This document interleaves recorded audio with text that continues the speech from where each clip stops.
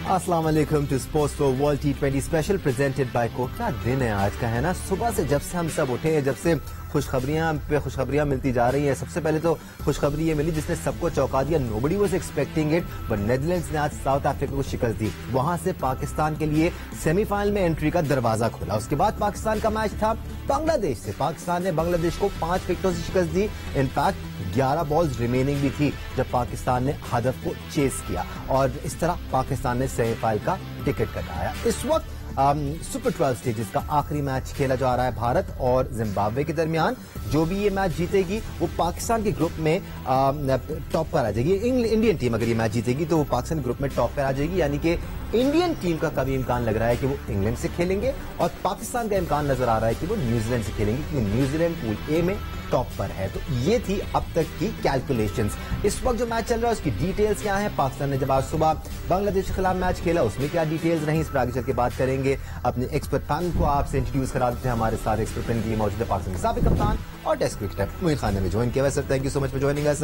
Test cricketer Sikandar Bakht ने join किया हुआ है और टेस्ट क्रिकेटर आकिब जावेद भी हमारे साथ मौजूद है। इससे पहले कि हम अपने एक्सपर्ट की तरफ बढ़े और जरा सेलिब्रेशंस का जिक्र करें, आज के बेस्ट परफॉर्मर का जिक्र कर लेते हैं जो रहे अनडाउटेडली शाहीन शाह अफरीदी। ज़मीन.com प्लेयर ऑफ द मैच है Shaheen Shah Afridi for taking 4 wickets for 22 run. Shaheen Shah Afridi ने आज 4 विकेट लेकर अपना कमबैक अनाउंस किया। वर्ल्ड T20 में इस बार बड़ी जबरदस्त क्रिकेट देखने को मिली है हमें। अप्स एंड डाउन नजर आए, ट्विस्ट एंड टर्न नजर आए, कंपैरेटिव क्रिकेट देखने को मिली। हर टीम ने अच्छी परफॉर्मेंस दिखाई, इवन एसोसिएट टीम्स ने शानदार परफॉर्मेंस दिखाई। एक फैसेट इस वर्ल्ड कप में ऐसा था जिसमें बेहतरी होनी चाहिए, खासतौर पर मॉडर्न डे क्रिकेट में जब टेक्नोलॉजी का असर इतना ज्यादा है कि आप कोई भी फैसला हो अगर उस पर डाउट है तो आप टेक्नोलॉजी का सहारा ले सकते हैं। लेकिन वर्ल्ड T20 में इस बार टेक्नोलॉजी का इतना सहारा लिया नहीं गया और गलत फैसले किए गए। मोइन आपसे स्टार्ट करते हैं डिस्कशन का। अंपायरिंग के फैसले बिल्कुल ठीक नहीं हुए। बांग्लादेश कुछ फैसले वाकई ऐसे हुए, अगर आपके फुटेज जरूर दिखाए। बिल्कुल काफी ऐसी चीजें थी, स्पेशली ये नो बॉल जो विराट कोहली के टाइम पे हुआ था हमारे मैच में, एक डाउटफुल, बट ऐसा लगा कि ज्यादा डाउटफुल इसलिए हो गया क्योंकि बिकॉज के अंपायर को थर्ड अंपायर पे रेफरल करना चाहिए था। वहां से पहले भी ऑन ग्राउंड कोहली ने जब अंपायर को बोला तो उन्होंने नो बॉल दी। वो पहले ही नो बॉल दे दी थी। वो टाइम इतना कम था, उन्होंने इमीडिएटली एक्शन किया बिकॉज ही वाज बैटिंग। उनको इमीडिएटली पता लग गया था कि बॉल जो है वो थोड़ी सी वेस्ट साइड से ऊपर, इस वजह से। बट अंपायर से जो गलती हुई है वो इसमें ये हुआ था कि इनको रेफरल करना चाहिए था वहां पे थर्ड अंपायर को, टीवी अंपायर को, ताकि वहां से डिसीजन आता। लेकिन जल्दी में ये फैसला गलत हुआ। But I don't think so कि इंटेंशनली। और उसके बाद अंपायर से बात भी हाँ, दानिश अगर आप देखो ना तो बैट्समैन बाहर था जी, तकरीबन 1 गज उसका ऐसे बाहर था और वो ऐसे खेल रहा था। तो जब बाहर और स्पिनर लगा हुआ था सर, ये पेसर नहीं था। इसका पांव बाहर है ना, तो इसमें थोड़ी हाइट का जो है वो पता नहीं चल रहा कि वो किधर गिरा था। तो उस वक्त अंपायर का कुछ नहीं करना था, उसमें जैसे रिफर करना था, रिफर कर लेता, खत्म हो जाती बात, पता चल जाता।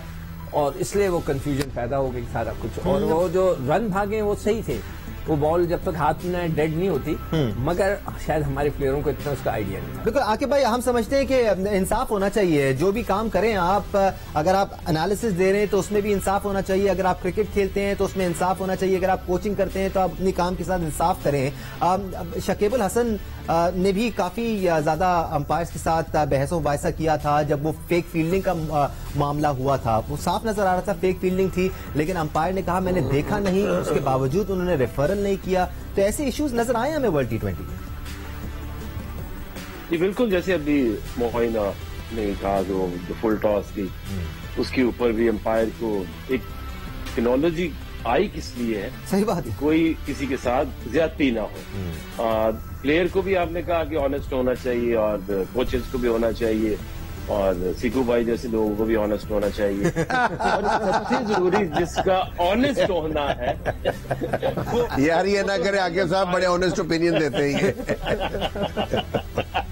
सीकू भाई को ऐसा शौक लगा जैसे आज साउथ अफ्रीका को सुन के लोगों को शौक लगा था। मैं हैरान हूं कि लाहौर कलंदर वाला ये बात ये लाहौर कलंदर के लोग अगर ये बात कर रहे हैं कि मुझे कह रहे हैं ऑनेस्ट हो जाए तो मैं क्या कह सकता। नहीं, अभी मीम्स वाला सेगमेंट शुरू नहीं हुआ। मीम्स वाला सेगमेंट हमने आगे जाके करना है। इसीलिए तो कह रहा हूँ। अच्छा, दूसरा बात यह कि जो अंपायर है, अंपायर खड़े ही इसलिए किए जाते हैं कि जो एक गेम हो रही है वो स्मूथली चले और सही डिसीजन हो, क्योंकि अगर देखिए अंपायर का फैसला आखिरी फैसला, लेकिन अंपायर की रिस्पॉन्सिबिलिटी बनती है कि अगर जो उसको चीज में श्योरिटी नहीं आ रही तो वो टेक्नोलॉजी यूज करे। थर्ड अंपायर आया ही इसलिए है इस गेम के अंदर कि वो टीवी के ऊपर देख के हर एंगल से चीज को देख के, कभी कैच होता है या नो बॉल होता है, तो इन चीजों को यूज करना चाहिए। और जो नहीं करते, आई डोंट नो, अपना भी वो तो ग्राफ नीचे गिराते हैं ना, उनकी रैंकिंग नीचे जाती है। आई थिंक उस वक्त उनका तो काम ही है कि डिसीजन को देखना और मेक श्योर करना कि जो भी डिसीजन वो दे रहे हैं वो सही दे रहे हैं। तो आई थिंक इसमें और उनको समझाने की क्या जरूरत पड़े हमें। और ये पूरा मामला आईसीसी के अगेंस्ट जाता है, बिकॉज ये आईसीसी के एलीट पैनल के अंपायर्स हैं सिकंदर, आईसीसी को इस चीज को संभालना है। और देखो दानिश, हमें इस जहन में रखना चाहिए अंपायर्स भी इंसान हैं, उनसे गलतियां हो सकती हैं। मान लिया, बिल्कुल ठीक है ना। और अगर पूरे वर्ल्ड कप के मैचेस निकाल के अगर आप 3 या 4 गलतियां उनकी बताएं या 5, तो ना इंसाफ। सर लेकिन गलती पर कायम रहना जायज नहीं है ना। अगर आपसे गलती हो रही है, मैं आपको एग्जांपल देता हूं, टेक्नोलॉजी वो जो फेक फील्डिंग वाला मामला था, अंपायर ने कहा कि मैंने देखा नहीं। ठीक है भाई, आपने नहीं देखा, आपकी नजर से चूक गया मामला, आप थर्ड अंपायर को भेज देते, रेफर कर देते। देखा नहीं ना उसने, इसलिए उसने रेफर ही नहीं किया। ये क्या बात हुई भाई? इसमें तो सबसे मजे की बात ये, मैं इसलिए अंपायर्स को सपोर्ट कर रहा हूँ कि बांग्लादेश के प्लेयर ने भी अपील नहीं की ना। नहीं की, शकीब ने जाके बात की उनसे। नहीं की। अब फिर से देख लो उसको, बांग्लादेश के प्लेयर्स को भी बाद में पता चला। मैं पढ़ भी रहा था उसके बारे में, तो उसमें यही था कि जो ग्राउंड में दोनों बांग्लादेशी प्लेयर्स थे, उनको पता ही नहीं चला ये क्या। वो बाद में सबने बोला कि यार तुमने इस पर अपील क्यों नहीं की, तो किसी को पता नहीं चला ना। तो इसलिए ये बात होगी। तो हमें थोड़ा सा मार्जिन अंपायर्स को देना चाहिए। और वो मेरे ख्याल से थ्रू आउट द टूर्नामेंट को इतनी बड़ी नहीं हुई, हमारे साथ जरूर एक ज्यादती हुई जिसमें रेफर करना चाहिए था। बाकी एक छोटी मोटी मिस्टेक्स तो यार, अभी ये खेल रहे होते ना, सबसे ज्यादा खिलाफ होते हैं अंपायर। अभी खेल ही रहे ना इसमें। अंपायर जो है ना, वो भी इंसान है, तो उनके साथ तो गलती हो सकती है। नहीं, ऑफ कोर्स इंटेंशनली नहीं होती, बट आपकी बात ठीक है कि जब टेक्नोलॉजी मौजूद है, कि इंटेंशनली हो रहा है, टेक्नोलॉजी जो इल्जाम हो जाएगा और हम उसको आई इसलिए है कि सबसे सारी टीमों के साथ इंसाफ हो और डिसीजन क्लियर डिसीजन हो बेसिकली। बेशक देखिए आकिब भाई, मॉडर्न डे क्रिकेट में जहां इतनी टेक्नोलॉजी आ गई है, थर्ड अंपायर है, मैच रेफरी है, 2 अंपायर्स वहां पर हैं, फिर और भी बहुत सारे लोग हैं जो मामलात को संभाल रहे हैं, तो फिर इस किस्म की चीजें आप ये नहीं कह सकते कि गलती हो गई, बिकॉज आपसे गलती हो भी गई तो आपके पीछे 2 और लोग बैठे हैं उस गलती को दुरुस्त करने के लिए। देखिए, गलती अब हो नहीं सकती, क्योंकि आप जिसमें डाउट है उसमें आप वैसे ही करें और उसको कंफर्म कर लें। आई थिंक लापरवाही कह सकते हैं, लेकिन वो इस स्टेज के ऊपर इसकी इजाजत या माफी होनी नहीं चाहिए। क्योंकि देखिए, एक वर्ल्ड कप में 2 साल या 4 साल टीमें वेट करती हैं, जिस तरह से फैन हर्ट होते हैं, इन चीजों में आप ऐसी गलती, लोग तो उसे नहीं छोड़ते कि जो प्लेयर है, प्लेयर खेलता है, कभी आउट हो जाता है, कभी अच्छी बॉलिंग कराता है। तो इसी गेम से, क्योंकि वो लोग लव बहुत करते हैं, मानना नहीं चाहते कि हमारी टीम हार गई है या हमारा एक प्लेयर जो फेवरेट है उसने परफॉर्म नहीं किया, तो वो प्लेयरों को नहीं छोड़ते। तो फिर अंपायर्स की जो सीधा काम है, आपने एक बॉल देखा, उसके ऊपर आपकी श्योरिटी है, तो अब आप डिसीजन दे दें। अंपायर को तो आपने भी नहीं छोड़ा था मैनचेस्टर में, मुझे याद है, मैं ही कीपिंग कर रहा था। मुझे पता है, आज तक याद है वो पामर करेगा।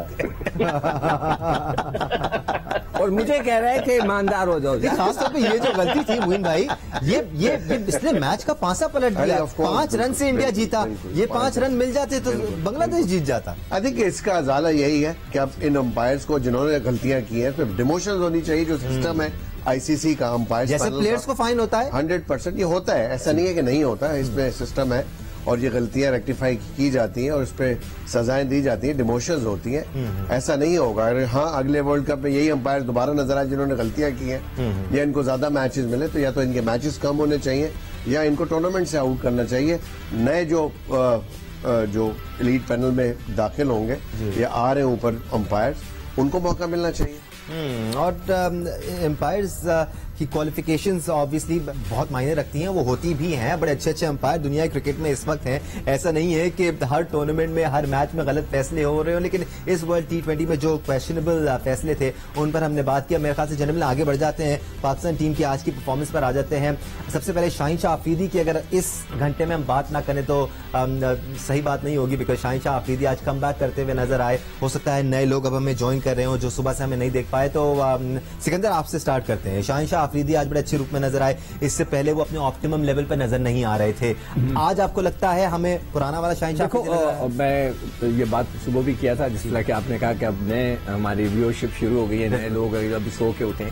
मैं जहां पर भी जा रहा था, लोग मुझसे पाकिस्तान के सारे क्रिकेट फैंस को उनकी फिक्र थी कि शाहीन अफरीदी कब फिट हमें भी थी, इसलिए कि इस टॉप प्लेयर, मतलब कि पाकिस्तान का एक बहुत बड़ा टॉप प्लेयर है और हर एक को फिक्र थी कि अच्छा, एक और चीज की वजाहत करनी जरूरी है कि हमने शाहीन को क्रिटिसाइज नहीं किया, उनको खिलाने वालों को क्रिटिसाइज किया था। हाँ, नहीं, हमने इस बात पे उनको क्रिटिसाइज किया था कि एक शख्स अगर अनफिट था उसको फौरन उठा के इंग्लैंड या कहीं भेजना चाहिए था। वो इतना बड़ा एसेट है कि अब उसको फौरन भेजना चाहिए था। वो 1 महीना अपने साथ घुमाते रहे, फिर वो बेचारा अपनी टिकट खरीद कर गया, अपने पैसों से इलाज कराया, शाहिद अफरीदी भी बीच में आया। That was wrong. वो किसी के कोई भी हजम नहीं हो सकती ये बात किसी के।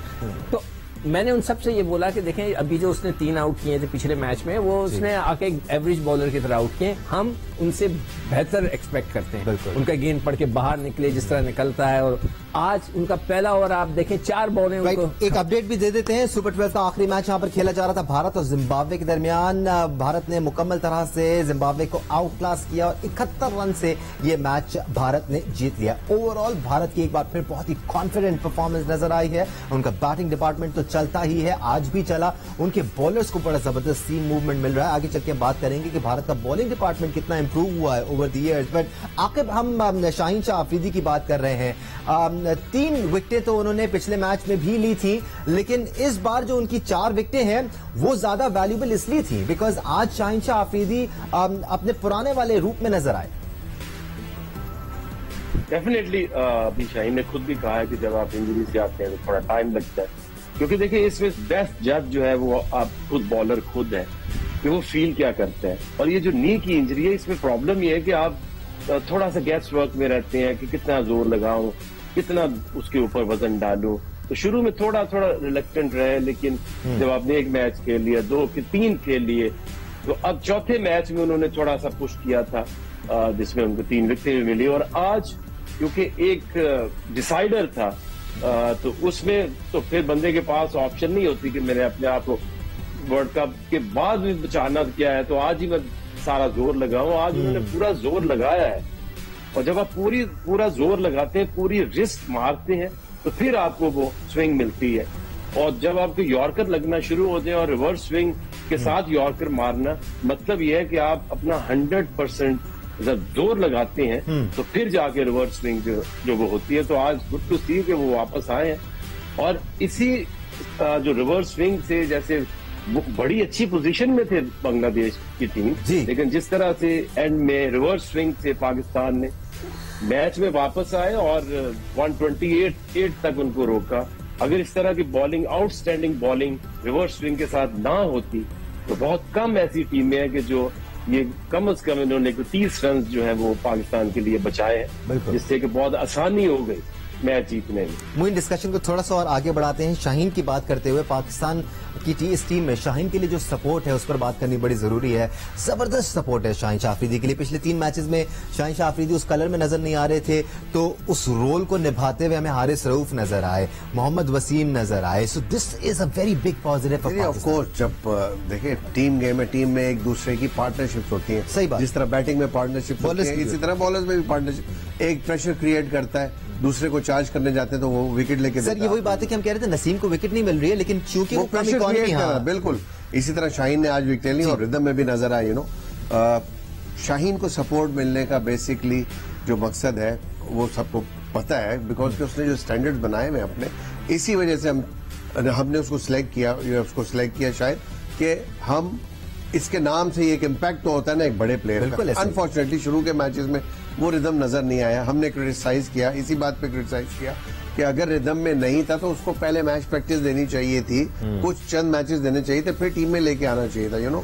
आप विदाउट मैच प्रैक्टिस उनको ले आए और बाज़ाहिर ऐसी लग रहा था कि शुरू में उनको आप खिला रहे हैं just for the sake, because वो इंजरी कैरी कर रहे थे, वो रिदम नहीं। इस बात में दम ज्यादा इसलिए है कि अगर बायलैटरल सीरीज हो रही होती तो चले समझ में आता कि आपने इस बंदे को 100% बड़ा टूर्नामेंट है, इसकी दुनिया सारी तैयारी, सब आप भी तैयारी sort of paid for it too. अब बात ये सर्कमस्टांसेस ऐसे बन गए और 3-4 मैचेस भी मिल गए और बाय द एंड जहां जरूरत थी वहां ही स्टार्ट परफॉर्मिंग। तो आई थिंक आउटस्टैंडिंग आज बॉलिंग स्पेल दोनों की है उसने, नए बॉल से भी और पुराने बॉल से। जिस तरह रिवर्स हुआ है, हमने तो उसी वक्त बोला था जब रिवर्स होना शुरू हुआ था और बांग्लादेश के बैट्समैनों को हल्का फुल्का डांस नजर आ रहा था जिस तरह बोल्ड हुए थे वो। तो I think outstanding spell. Sikandar, आपके साथ बात को थोड़ा सा और आगे बढ़ाते हैं। अब सपोर्ट सिस्टम तो अच्छा है, हम इस बारे में बात करते आए हैं, जो पेसर सपोर्ट दे रहे हैं। एक अरसे तक हम शादाब खान को काफी क्रिटिकली एनालाइज करते आए कि Shadab Khan is a wicket taker and he should be taking wickets. Initially वो इतनी ज्यादा विकेट्स हासिल नहीं कर पा रहे थे, इसकी वजह से पाकिस्तान टीम थोड़ा सा स्ट्रगल कर रही थी। अब शादाब को विकेटें मिलना शुरू हो गई हैं और यही वजह है कि शादाब का स्टेटस भी बहुत एलिवेट हो गया पाकिस्तान टीम के लिए। He is become a very very crucial aspect of the team. 100% सही कह रहे हो आप। और छोटे फॉर्मेट में तो वो खास तौर पे इसमें और वनडे के अंदर वो काफी सेटल्ड हो गए। उसके साथ नवाज भी सेटल हुए हैं। सही बात। वो अलग बात है कि आज उनको बॉलिंग नहीं कराई गई और मैं समझता हूं कि इफ्तिखार का रोल भी अच्छा हो गया है उसमें। देखें वो थोड़ी बहुत बॉलिंग आके करा ही लेते हैं, आज 3 ओवर करा लिए ना उन्होंने। तो कहीं ऐसी सिचुएशन जब भी आएगी जहां पे स्पिनर काम दिखा रहे हैं तो वो भी हमारे पास मौजूद है। इस वक्त हमारे पास बड़ी परफेक्ट बॉलिंग अटैक है, 4 fast bowlers, 3 allrounder spinners. What else, मतलब एक बस चीज मिस हो रही थी कि अगर एक मीडियम फास्ट बॉलर का ऑलराउंडर होता तो और तगड़ी हमारी बैटिंग हो जाती। मगर अल्हम्दुलिल्लाह इस वक्त अच्छी चीजें नजर आ रही हैं। जो सारा इशू इस वक्त चल रहा है वो टॉप बैट्समैनों पे चल रहा है कि ओपनर्स का क्या करना है। मोइन और आकिब सबका ये राय है कि बाबर नीचे आ जाएं, 4 नंबर पे आ जाएं ताकि और बिल्कुल मैं टोटली एग्री करता हूं कि हारिस जिस हिसाब से खेलता है, वो बड़े शॉट खेलता है, उसको ओपन करा दे ताकि वो 2 लड़के अब बाहर होंगे। अगर उसने कर दिया तो ठीक है, वरना 1 डाउन बाबर आ जाए, संभाल ले एक आदमी की। यानी कि वो होता है ना कि फौज में भेजते हैं कि आगे जाओ तुमने हमला करना है, तो उसमें कई दफा शहादतें भी हो जाती हैं। तो ठीक है, आदि के स्पिनर्स की जो आपने बात की उसको थोड़ा सा कंटिन्यू करूंगा कि पाकिस्तान को जो इवेंचुअली मैचेस मिले, सिडनी में मिला, एडिलेड में मिला, जहां पे कंपैरेटिवली अगर आप मेलबर्न और पर्थ की पिच को देखेंगे वहां पे बाउंस ज्यादा होते हैं, टर्न इतना नहीं मिलता। उससे भी फर्क पड़ा, पेस जो वेरिएशन आई है, थोड़ा बहुत स्पिन हुआ है शादाब का बॉल जिसकी वजह से विकेट्स मिली है। तो आई थिंक थोड़ी सी कंडीशंस हमारी जहां पे हमारी स्ट्रेंथ है उस तरह की कंडीशंस आ गई और अब आगे जो भी फर्दर मैचेस है हमारे अच्छे वेन्यूज के ऊपर है जहां पे हमें और ऑफ कोर्स इंडिया को भी सूट करेंगी कंडीशंस। अच्छा, वैसे आजकल जो है मोइन, मैंने नोट किया कि अब ऐसी विकेटें नहीं आ रही कि गोली हर चीज सरों के ऊपर से गुजर रही है। ज्यादातर ड्रॉपिंग पिचेस लग गई है ना, तो उसकी वजह से बहुत सारी चीजें चेंज भी हो गई है। स्पिनर्स आके अपना एक्ट करते हैं जी, काफी तरह से काफी अंदाज में क्रिकेट को चेंज कर दिया है। एक ब्रेक लेने का टाइम हो गया, ब्रेक से वापस आएंगे तो वर्ल्ड T20 स्पेशल में हम मजीद बात भी करेंगे। Let's not forget this show is brought to you by Coke. हमारे साथ